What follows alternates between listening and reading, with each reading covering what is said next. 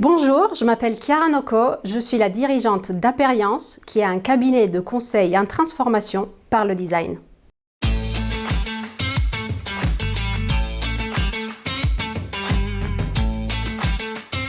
Le design thinking, c'est l'approche design, c'est-à-dire penser comme un designer. Design a la même origine que le mot dessin. Souvent, pour beaucoup de gens, ça rime avec art, avec esthétique.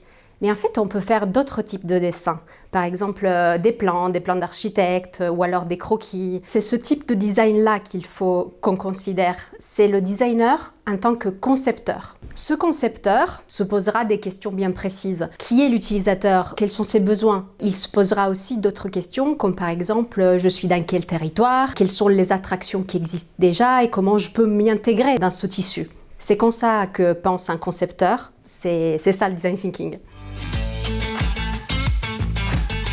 La première étape, c'est sans doute l'immersion, c'est-à-dire aller sur le terrain à la rencontre des différentes parties prenantes, comprendre leur vécu et puis définir exactement quelles sont les vraies problématiques. La deuxième étape, c'est l'idéation, c'est-à-dire chercher des solutions à nos problématiques de façon créative en allant à chercher un petit peu plus loin que les solutions qui semblent évidentes. Bien évidemment, on va vouloir inclure dans la réflexion des experts du sujet et n'oublions pas que les parties prenantes du projet et l'utilisateur final sont les mieux placés pour donner leur expertise. La troisième étape, c'est le test. On va vouloir faire des prototypes, montrer notre solution et obtenir des feedbacks des utilisateurs. Cette démarche est itérative, c'est-à-dire qu'à n'importe quel moment, on va vouloir par exemple refaire un petit bout d'immersion pour valider certaines hypothèses ou alors tester de nouvelles choses. Souvent, on attaque un problème et on ne sait pas poser la bonne question. Le design thinking va nous permettre vraiment de définir les bonnes problématiques et d'attaquer du coup le problème sous le bon angle. Ensuite, on bénéficie de l'expertise de toutes les parties prenantes parce qu'on les inclut depuis le start du projet.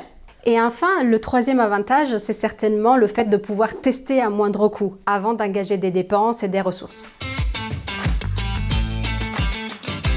Le tourisme est un secteur extrêmement complexe, de par la diversité des territoires, de par la multiplicité des acteurs, et donc collaborer avec tous ces acteurs à une problématique bien définie est vraiment indispensable pour construire des solutions qui soient 100% adaptées aux utilisateurs finaux. Ces utilisateurs finaux, bien évidemment, peuvent être le visiteur, mais aussi les sociopros, les entreprises du territoire, les collectivités, etc. J'ai 3 conseils à vous donner. Le premier, c'est informez-vous, formez-vous et construisez-vous cette boîte à outils que vous pourrez agrémenter au fur et à mesure de vos expériences. Le deuxième, c'est vraiment d'utiliser la donnée que vous avez, des partenaires, des visiteurs, toutes ces informations et puis de la challenger pour les tester et pour voir si vos hypothèses sont viables. Et enfin, avant d'investir, avant de vous lancer tête baissée dans plein de projets, vraiment tester avec les moyens du bord. Et puis après, si ça tient la route, vous pourrez parfaire votre solution au fur et à mesure.